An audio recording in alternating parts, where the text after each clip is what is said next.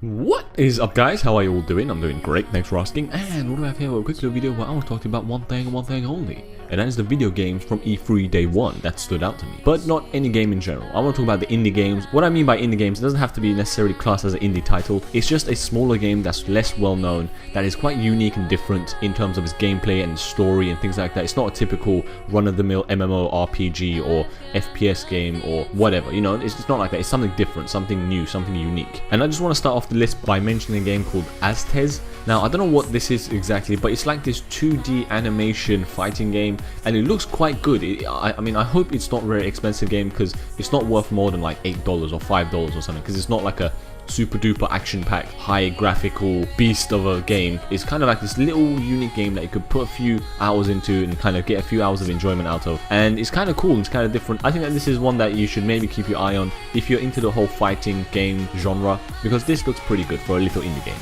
Next, we have No Man's Sky. Now, this game looks amazing. It is completely unique in the way that it uses color coordination. For example, the grass is red, the water is green, the foliage is blue, everything else is like green in terms of sky, and like bright yellow and things like that. So it looks very, very cool and very unique and very different. I love the gameplay of it. It's like nothing I've seen before, and I think that it will play that way as well. It's going to be extremely different and it's highly innovative. I love games like this because it shows that there are developers out there who still have innovation and creativity and love for the games that they make, and they're trying to do everything in their power to make it different and to make it stand out from the populace, and it's brilliant. Next, we have Little Big Planet 3. Now, I'm not a huge Little Big Planet fan. I don't really play him that much. I've actually not even played the second one at all, but the first one was pretty good and I did like it, and I can understand why there's a lot of hype developing around this third game or the third entity into the franchise, because it is very popular, very huge, and like I said, it doesn't necessarily mean that an indie game has to be less known or little or smaller in size or whatever, because this is a quite popular game and it has a lot of backing and power, and it has shown its potential in the past.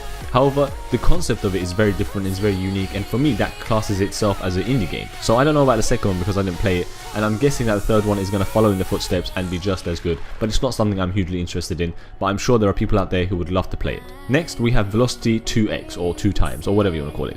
Now, this game looks kind of like an old school action-packed arcade fast-paced action game that is just like non-stop running and kind of jumping and doing this kind of, it reminds me of Sonic and those games from back in the day that you used to play by putting the money in the arcade machines, but it's just kind of like a futuristic reskin version of it. So if you like games like this, you'll definitely love this one, so check it out for sure. Next, we have Get Even. Now, this title is very unique, very different, and just like the older 1886, there isn't much information floating about out there, so we don't know what it's about truly, and there's a lot of suspense and a lot of anticipation around it, and I really want to find out more about the game because it does genuinely look amazing. The graphics from the trailer, I don't know if they're CGI or if they're kind of just trailer graphics as they're called, and they're not actual gameplay graphics, but the trailer itself was amazing. Again, a very unique concept and very originally done, and I love games like that, and I think that this could be one of the big hitters from E3 if it generates a lot of hype around it, which I'm sure it will do. It's this kind of futuristic sci-fi title, but again, there's not much known about it, and you have to kind of work your way through the environment, it seems, and there's these mystical or mythical beings or steam or gases or whatever floating about kind of through air. It's very sinister and very ambiguous, and I'm really looking forward to finding out more about this game. Next, we have a game called Lifeless Planet. Now, this looks like a nice little indie game. You're a spaceman who's discovering a new planet,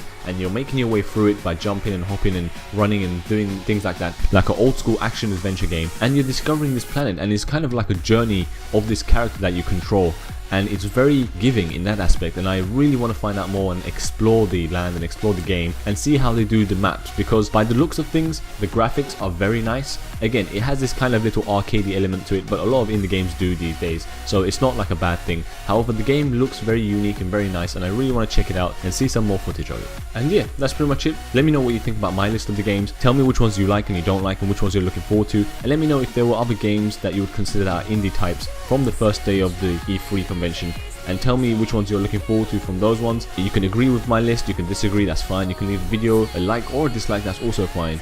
And yeah, that's pretty much it. Thank you all for tuning in. This is Night 474, and I'm out.